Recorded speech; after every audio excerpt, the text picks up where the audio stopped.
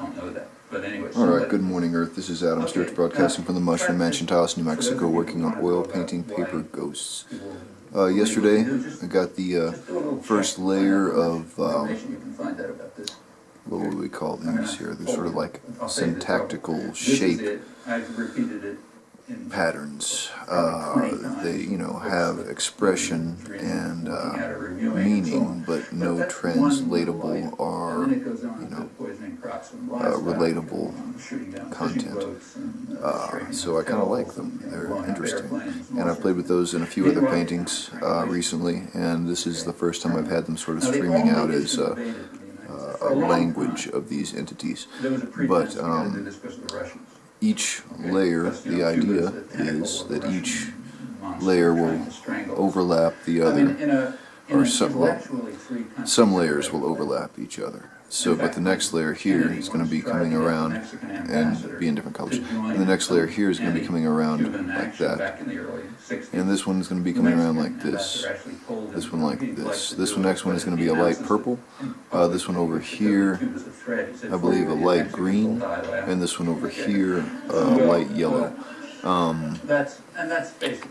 And then I'll start layering them as we go up the picture plane, and they should start overlapping as I do that, but I have to start from the bottom up in order to do that. Excuse me. Coffee bomb belch. Alright, so for the moment I'm going to do this layer here and see how far I can get after that. That one's pretty narrow as compared to the one yesterday, so I imagine I might have enough time to do all three of those bottom layers in this video session, or if not, maybe clip it into another segment and then edit them all together. That should be good. Right there. But we say that all the time, and that's okay, because that's us. We're probably indoctrinated. To judge how much of a Russian threat it was, bear in mind that the formal decision to overthrow the government was taken in March 1960 when there's no Russians. Okay? And it continues under the pretext of a Russian threat as long as the Russians were around. And then what happened when the Russians disappeared? Okay, so November 1989, Berlin Wall falls, no more Russians. And what happened to Cuba? I mean, if the story of the last 30 years that we hear from Arthur Schlesinger and everyone was true, well, we should have welcomed Cuba with open arms. No more tentacles of the Russians. Is that what happened? No. We drew the noose tighter. Okay. All of a sudden, it wasn't because the Russians were a threat. It was because we love democracy so much, as you can easily demonstrate by looking at what we do around the world. Okay, but and if you take a look at the educated classes, have a look at the educated classes. They didn't skip a beat. From one day to the next, it's defending ourselves against the Russian threat to loving democracy. Okay, with this history out in the open. And that's a real achievement. I doubt that a totalitarian state could achieve anything like that. Anyhow, up until now, it's, well, we love democracy so much. And then the only question is, well, what's the best way to achieve democracy? Is it the Helms-Burton Act, or is it by the Canadian Prime Minister going there? You know? And this is discussed as if it was serious. That's the interesting part. I mean, this is discussed as if, you know, it's not 40 million Mexicans die laughing, which it ought to be. It's discussed as if it could conceivably be serious. It can't possibly be serious. The only question is how to make sure that Cuba will go back into the box in which it was supposed to be put in 1820. If they can force it back there by one or another means, fine, except Cuba. We can call it a democracy. It's run by some brutal murderer. Like we call Mexico a democracy. Or we call Colombia a democracy. In fact, the best democracy in the hemisphere. Even has an independent political party, you know, which was allowed to function in 1985. Since that time, about 3,000 of its activists have been murdered, mostly by security forces and paramilitary forces, including every presidential candidate and most of the mayors. But, you know, it's there. It's got to be a democracy. And since we love democracy so much, we think it's fine. You know? But so maybe if Cuba ends up a democracy like that, it'll be fine as long as it follows orders. You know, there ought to be 100 million Americans who die laughing over this. And the fact that they're not is an indication of the grip of the doctrinal system, which is really powerful. And in this case, primarily among the more educated sectors. You know, I mean, if they don't know these things, it's a conscious decision not to know. It takes work not to know these things. Like, you don't have to, you know, really explore. The battle for the minds of the masses and the fact that it's critical to mobilize those masses to achieve any rights for workers. Do you see any solutions short of revolution? Sure. I mean, the solutions that have worked all through history. I mean, how did workers' rights get established more or less in the 1930s? There was no, I mean, there was a threat. There was certainly a threat. Like when, you know, when working people took over General Motors, yeah, that's no joke. People got scared. Yeah, okay. Because the next thing they'll come to their heads is, what do we need the bosses for? Like, maybe they'll get as smart as the factory girls in Lowell, you know, 150 years ago and say, look, we don't need those guys, we'll run it ourselves. You know? And you got to make sure that that doesn't happen, because that's really trouble. So yes, there was an accommodation. And in fact, right through history, that's the way it's worked. I mean, we now, nowadays, people who consider themselves more or less progressive, that term is supposed to mean, think that they got a pretty rotten life, look at our problems. Well, you know, plenty of problems, but it's a lot better than it was 30 years ago, let alone 50 years ago or 100 years ago. So like nowadays, you're worried about how to defend some sort of, protect some kind of medical system. Worrying about that 30 years ago, there wasn't any. Or take, say, women's rights. Okay, plenty of problems about women's rights, like, you know, the way affirmative action's being used to attack people. It wasn't a problem 30 years ago. There was no rights. You know? Or take, you know, issue after issue. It's just things are, over time, you know, the struggles take off on a higher level than before. So like you think it looks bad for labor now, have a look at the 1920s. You know, the fall of the House of Labor in a most undemocratic America, when workers could do nothing more than try to pursue individual survival strategies. And that, remember, that was the period of mass industrialization, you know, establishment of the automobile industry. It's like not a rural country. Well, what you do is try to keep making things better. Is it a revolution or not? That's kind of like a question of definition. I mean, if it's possible, I mean, I think myself, I agree with those mill hands in Massachusetts that the people who work in the mills ought to own them, generalized. Well, all right, if there's steps toward that happening, I guess you could call it a revolution, but I don't see why it shouldn't just happen. I'm referring back to your comments about the media and the great public relations that ploy and right. But see, I think all that stuff's totally legitimate. I mean, and that goes way back to something much earlier. Why should corporations have any rights at all? Okay. I mean, that's not like it's not in the Constitution. Corporate rights are the result, and it's not even by legislation. I mean, corporate rights were achieved mostly through courts and lawyers, and pretty recently. You know, the main decisions are early in this century. It's not founded, you know, it's not graven in stone or anything like that. Actually, there's pretty good literature on this. If you're interested, the best book is by a Harvard professor that I know, a guy named Morton Horowitz, who's at the law school, has a couple of books called Transformation of American Law. One of them, I think, goes up till, well, like 1860, and the other from maybe 1860 to 1960. But the main theme of the book, of these two big volumes, is interesting reading. You know, it sounds kind of dense and so on, but you find it interesting reading. The main theme is how the legal system was reshaped to accommodate to the needs of private power. Okay, all the way through, that's been the main theme of the legal system: how to modify it so that illegitimate tyrannical authority is given more and more power, undermining democratic principles. That's basic. He doesn't say it in those words, but that's what it comes down to. And the big step, you know, the major step probably, was the transfer of rights to private tyrannies, which is what corporations are, early in this century. And as he points out, he didn't go into it much, but I think he's right, this developed out of ideas, kind of Hegelian ideas about the rights of organic entities over individuals, which are also at the roots of Bolshevism and fascism. And I should mention that that comparison may sound exotic now, but it wasn't 60 years ago. You read, say, mainstream American political economists like Robert Brady, important political economist. It's kind of dead when back around the early 1940s, I guess. He wrote books about, big businesses. Now I'm going to mix up power, some green. like that, in which he points out, these things are over basically here. totalitarian in structure, which they are. So where they get their rights? Well, through courts and lawyers, by playing one state against one another. In some way, it's something worth thinking about when you listen to this devolution business now. The point of getting power down to the states is so that any business, even a middle-sized business, can make sure that the money goes into their pocket, not in the Bear with pockets me, of green working. mix. It's trickier to do it at the federal level. So that's why you get all this new philosophy about, federalism and so on. Not that federalism would be bad, but, not when you got private tyrannies around.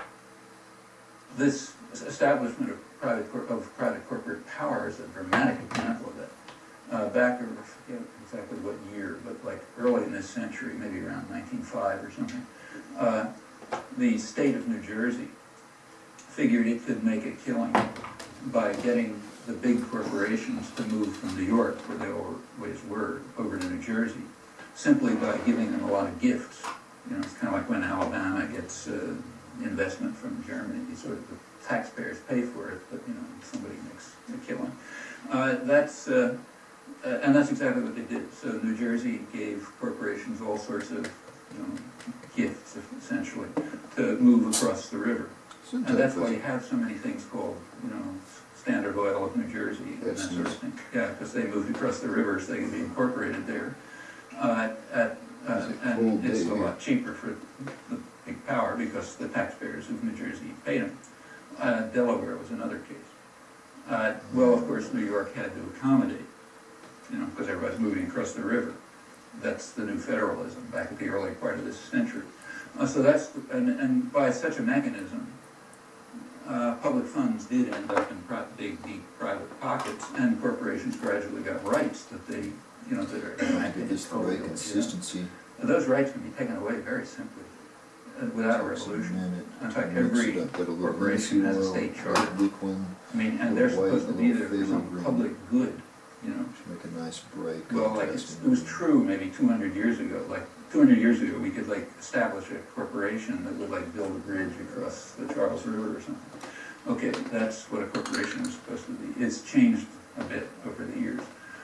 By now, they are huge tyrannies, bigger than states, involved in all kind of strategic interactions with one another in violation of any conceivable market principle and so on and so forth.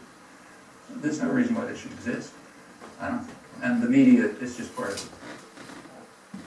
It's particularly harmful to democracy when media systems are in the hands of private tyrannies. It's bad enough if the guys who, making shoes or cars, that's bad enough. But when it's control over the doctrinal system and information, that's much worse. That's why I think the stuff that's going on in telecommunications now should really have a lot more attention than it does. Here's this huge system, built at public expense. You guys paid for it, and as usual, being handed over to private power now that it's profitable. And it's very likely, I think most media analysts with their heads screwed on see, and indeed even report, that it's going to end up in the hands of half a dozen megacorporations internationally. Well, that's worse than the oligopolies that run steel and computers, because here we're talking about a new mode of information and communication and so on, as always built at public expense. And right now, we're in the middle of it, being handed over to private power, incidentally, not being reported. It's not that there's no reporting, like you've heard about the Telecommunications Act, but it wasn't discussed as a public interest issue. It was discussed as a business issue. And in fact, most of the reporting was in the business pages. This is the big legislative achievement of last Congress, Telecommunications Act of 1996. Reported in the business pages, and not as a public interest issue. It's not supposed to be a question of public interest, whether major systems of information and interchange are handed over as gifts to Rupert Murdoch. That's not supposed to be an issue of public interest. The only thing that was discussed was, do you give it to 6 corporations or 12, or do you do it this way or that way? Well, that's effective indoctrination when these things don't even occur to people. takes real indoctrination. But yeah, I think you're right. This is worse than the handing over of decision-making power to private tyrannies, because in this case it's also handing over, access to the things that they're going to use for control of the public mind. These systems could also be used to liberate people. On educational systems, K-12, and the president has just adopted a bunch of good stuff, but there's still a lot of problems there. Yeah, I'm not sure how good the good stuff is. I'd like to, I haven't, the details haven't come out yet. But from the reporting that I've heard, and I've read maybe more, the actual proposals that are going to come along are going to be granting benefits of one kind or another to people of income levels kind of like mine, people up to the level of like $80,000, $100,000 a year. Well, I forget the last figures, but I think the median income in the United States is something like around 30-some. Now, the idea of giving rich people special benefits so their kids can go to school, well, okay, who's paying? Well, the poor people are paying. So I'm not so sure it's such great stuff when you look at it. Same with other things. The big investment firms, Lehman Brothers in this case, are now circulating brochures. Those of you who are wealthy enough must be receiving these things. They're distributing brochures to their rich customers, telling them, look, we've taken over the health system, we've taken over the criminal system, we're right now taking over the welfare system, we're enriching. Here's a new way to enrich ourselves at public expense. They don't, not their words, this is my translation. The way we will do it is by setting up EMOs, educational management organizations, which will do wonders for the educational system like HMOs do for healthcare, about the same in fact. Namely, they will be able to take more and more money away from the system and put it in private power. Meanwhile, shaping care so that it mostly benefits the rich and harms everybody else. And now we can do it for the educational system, the last big government monopoly. It's not put this way, it's all put in terms of efficiency and what nice people we are, and we're going to make everything so better, much better for everyone, because we're just benefactors and so on. But go through it, and that's what it is. Yeah, I think those are probably the new plans that will be coming along. And I would be very cautious about the Clintons' proposals. Look at them really carefully. See to what extent they're lending themselves. After all, remember, he has made no secrets about what he is. He is and always has been a moderate Republican candidate of the business community. He's never pretended to be anything else. Never pretended to be anything else. He's a business candidate. His main influence on the Democratic Party was to move it over to the Republican side with the Democratic Leadership Council. It's not like a secret or anything. He said it, made it very clear. His record in Arkansas was like that. His influence in the national government was like that. So whatever the Democratic Party may have been, which you can sort of debate, it's now, like, if you can find a difference between Dole and Clinton, I'd like to know what it was. A policy difference. They're both moderate Republicans. Incidentally, the business press is very well aware of this. Take a look at the Wall Street Journal editorials the first couple of years, or reporting, throughout the whole Clinton years. At first they were a little nervous because he had some of this populist rhetoric, but pretty soon, within a few months, you start getting, editorials in the Wall Street Journal, and articles, in fact, not just editorials, about how Clinton is the best president business has ever had. They quote the Ford company executive as saying we're getting along with him much better than we did with Bush and Reagan, and on and on. Now, of course, they prefer the Gingrich guys, actually with some ambiguity, I should say, because they don't like the small business aspect of the Gingrich people. There's a delicate balance there between holding off the crazies and making sure that the really rich people get everything. So there's been a problem. But as far as Clinton was concerned, the perfectly happy with it. Yeah, he's a moderate All Republican. right, only 8 minutes left. I don't think that's enough time to do I a don't think you headline. can say that he's deceived. I'm not If you look positive. at his positions all the way along, they've been very clear. Started People on didn't want to the see it, row that's their on choice. another But clip, I think. it's been clear, it's been It'd clear be to nice to business get the press, yellow on the it's been other clear to his side. policies. But I don't think I can do that in 6 minutes or Exactly 7 what kind minutes. of educational program would be crafted out of that, I'd be very suspicious of that. And I think it's worth a very careful look. There's plenty of problems with the educational system, but the main problem is that way too few resources go into it. Now, it's not that we don't have money, like there's no budget crisis or anything like that. The country's just flooded with money. Again, read the business press. It cannot find adjectives exuberant enough to describe, the dazzling, stupendous profit growth, and, what are we going to do with all those funds and so on. The country's just flooded with money, capital, but all getting very narrowly concentrated. All right. There's That's plenty pretty of money decent. around to improve the educational system. We know exactly where it's come So from. now, Let's swing I down think that's the here. main problem. Teachers are way underpaid. They're undereducated. They're not given enough respect. Too many kids in school, in a classroom. Not enough educational that materials and so on and so forth. There's no special. Nobody has That any probably won't brilliant take very ideas about- long. At least I've never heard anything about. Aside from how people mixing should up be the educated, paint. except kids' natural Oh, enthusiasm which I and might creativity do. ought to be allowed to There you go. Idle on work in there. constructive way. I don't know all All right, stuff. so stay tuned for. Such dazzling and stupendous All profits right, here we next go. year, and Take two. instead kids will get a better education. I think that's what I have.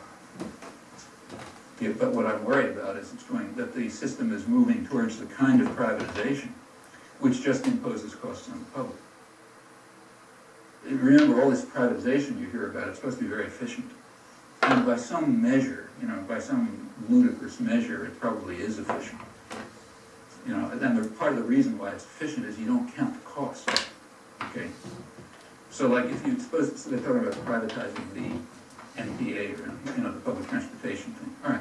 Suppose you privatize the system. You and I know how to make it more efficient by the autonomous measures.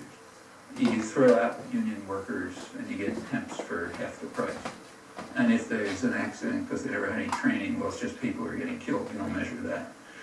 And you cut off the so-called unprofitable bus routes, okay, or subway routes. Like you don't make a lot of money at 11 p.m. Okay, so let's throw them out. Well, suppose somebody's stuck somewhere at 11 p.m. and wants to get home. Oh well, it's entrepreneurial values. Let them hire a limousine or something. And in ways like that, you can make the system more efficient simply by transferring the costs over to the public, where you don't measure the cost. Okay, so it looks nice and efficient on some economist's paper, but of course there's huge costs transferred over to the public which you don't measure. We all know this, and that's what privatizing the educational system will be. Also, it's doing something else. It's going after exactly that moral conception that underlies the labor movement from its origins. Namely, we're in it together. It's not just gain wealth for getting old, but self. We should care not only that my kid could go to school, but the kid down the street can go to school. That's what's being driven out of people's heads. There's a very powerful effort to drive any of that out of people's heads. You're only supposed to care about yourself, unless you're rich, of course. If you're rich, you're part of big socialist structures called corporations with strategic alliances and plenty of support from the state, and then you're allowed to have all these feelings about, yeah, we work together for us, the rich guys. But everybody else is supposed to be on their own. You're not supposed to care whether the kid down the street goes to school. It's like it should be very familiar to people in the labor movement. This is the main propaganda against the labor movement all the time. Right to work laws, everything else. You shouldn't work together. That's bad. If you work together, you might do something that matters. Okay? So just be out on your own.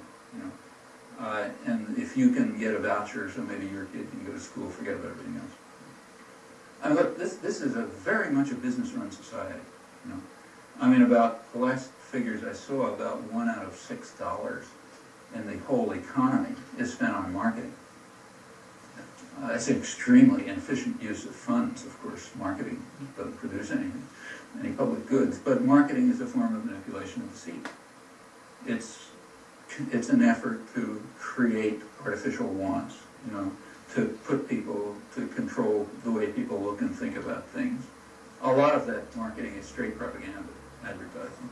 Incidentally, most of it is tax-free, or a lot of it is tax-free, which means the way our system works, you pay for the privilege of being propagandized, you know, of having all this stuff dumped on you.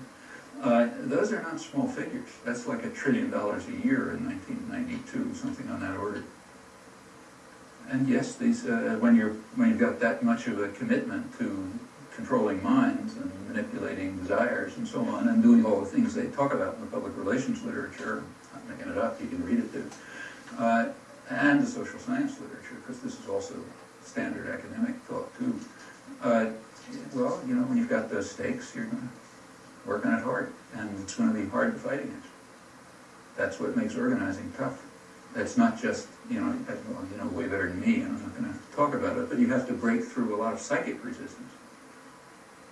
The whole history of the labor movement tells you that. And as I say, this was well understood by mill hands and Lowell 150 years ago. But yeah, it's a big battle. And you're not just struggling against somebody who calls it a right to work act. You're struggling against 5 hours a day of television, and the movie industry, and the books, and the schools, and everything else. The scale of the efforts to win the battle for men's minds is enormous. I mean, I thought I knew something about this stuff, but when I read Elizabeth Fohn's Wolf book, I was pretty shocked just to see the scale of the efforts. And the dedication, you know, the frenzied dedication to winning this everlasting battle. It's really pretty impressive. Although if you think of the stakes, it's not too surprising. I was curious about your remarks about the mill hands of Lowell, and maybe the best idea was for them to own the furnace themselves. Okay, let's just talk about the principle. Okay, I mean, the principle, as far as I can see, goes right back to the Enlightenment. You know, like if you go back to classical Enlightenment thought, I'm now talking about Adam Smith and Jefferson and those guys. The sort of core idea is that people have the right to control their own work. You know? Okay, that if a person, here I'll quote some standard formula back in the 18th century, leading heroes of the Enlightenment, is if a person if a person does beautiful work under external command, meaning for wages, we may admire what he does, but we despise what he is, because he's not a free human being. Okay, that goes all the way through classical liberal thought, Enlightenment thought. I mean, Alexis de Tocqueville says under wage labor, the art advances, the artisan declines. Now, you find this going right into the working class movements in Lowell and Lawrence. I think that's just natural. I wouldn't try to convince anybody of it. It seems to me if you think about it, yeah, why should you work on command? I mean, if you work on command, you're some kind of slave. Why not work because it's coming out of your needs and interests? I mean, like, cheap for me to say, I'm in a fancy university in a science department and I can do that. One of the nice things about being in science as a fancy university is you really do have workers' control. To a very large extent. Right. We control what we do. I work on this topic, I work on that topic. I mean, you gotta sell it to funders and this and that, but the degree of workers' control at the elite level is quite substantial. I mean, that's why it's such a privilege to be in a science department. Enormously privileged existence. Forget the money. If they pay you 1/10 the amount of money, it would still be a much better existence than working on command. Now, I think people do know that. I don't think that these Enlightenment ideas are hard to grasp. I think people know that if you work under external control, you may admire what the person does, but despise what he is. Because his labor, the sort of central part of your life, is being done at somebody else's orders. And you're not controlling the way it's done, or why it's done, or how it's used, or anything else. Well, you can't have every individual controlling every single thing, but that's why you have democratic structures, because people control things together. Okay, I don't know how to, I wouldn't try to convince anybody. All right. Yeah, I'm just gonna have to do it one layer at a time. Let those dry and set, and then we'll go back and start the next row of eye mouths up and overlap and weave around, and it should all be dancing and pretty interesting by the time I get them all in there. It's just going to take a minute. But that's it for the moment. That's Adam Sturch broadcasting from the Mushroom Mansion, Taos, New Mexico, working on oil painting paper ghosts. For the sake of the bake process video, I'm going to do a slow pan over what's been done so far. The Cold War paradigm was extremely useful as a way of controlling people. So like say take the labor movement. One of the ways of controlling... Do this after every layer or so, and should make for an interesting half second or so in the final loyal enough to the state at this final time make, when the enemy is final edit of the movie. Well, Okay, so that's it. Have a good day. There's always some